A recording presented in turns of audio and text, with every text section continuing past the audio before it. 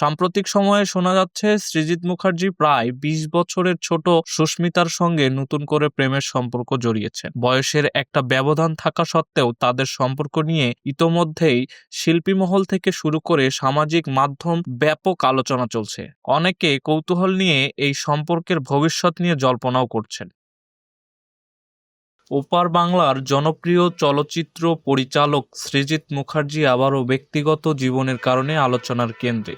দীর্ঘদিন ধরে বাংলা চলচ্চিত্রে নিজের ভিন্নধর্মী পরিচালনা ও সৃজনশীলতার জন্য আলোচিত এই নির্মাতা এবার আলোচনায় এসেছেন নতুন প্রেমের খবরে। সাম্প্রতিক সময়ে শোনা যাচ্ছে সৃজিত মুখার্জি প্রায় ২০ বছরের ছোট সুস্মিতার সঙ্গে নতুন করে প্রেমের সম্পর্ক জড়িয়েছেন। বয়সের একটা ব্যবধান থাকা সত্ত্বেও তাদের সম্পর্ক নিয়ে ইতোমধ্যেই শিল্পী মহল থেকে শুরু করে সামাজিক মাধ্যম ব্যাপক আলোচনা চলছে। অনেকে কৌতূহল নিয়ে এই সম্পর্কের ভবিষ্যৎ নিয়ে জল্পনাও করছেন।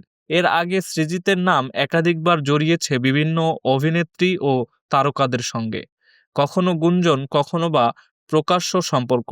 সবসময় তিনি ছিলেন বিনোদন সংবাদ মাধ্যমের অন্যতম আলোচ্য বিষয়। তবে সবচেয়ে বেশি আলোচিত হয়েছিল অভিনেত্রী মিথিলার সঙ্গে তার বিয়ের ও পরবর্তী সম্পর্ক। মিথিলা এবং সৃজিতের সংসার নিয়ে অনেকদিন ধরে ভক্তরা প্রত্যাশা করেছিলেন একটি স্থায়ী বন্ধনের, কিন্তু বাস্তবে সেই সম্পর্কর উষ্ণতা ধীরে ধীরে ফিকে হয়ে যায়। তাদের সম্পর্ক নিয়ে ভেতরে ভেতরে যে দূরত্ব তৈরি হয়েছিল তা শেষ পর্যন্ত বিচ্ছেদে গিয়ে ঠেকে। বর্তমানে মিথিলার সঙ্গে সৃজিতের সম্পর্ক নেই বললেই চলে। এই অবস্থায় সুস্মিতার সঙ্গে সৃজিতের নতুন প্রেমের খবর অনেকেই অবাক হচ্ছেন। কেউ কেউ বলছেন সৃজিত আবারও জীবনের নতুন অধ্যায় শুরু করতে যাচ্ছেন, আবার অনেকেই সমালোচনাও করেছেন বারবার প্রেম ও সম্পর্কের পরিবর্তন সৃজিতকে যেন একটি অস্থির চরিত্রের মানুষ হিসাবে তুলে ধরেছে। তবে সব সমালোচনা ও বিতর্ক সরিয়ে রেখে এটাও ঠিক, সৃজিত মুখার্জি যেমন চলচ্চিত্রে নতুন কিছু করতে ভালোবাসেন, তেমনি ব্যক্তিগত জীবনেও নতুন করে শুরু করতে পিছপা হন না। এখন দেখার বিষয় এই নতুন সম্পর্ক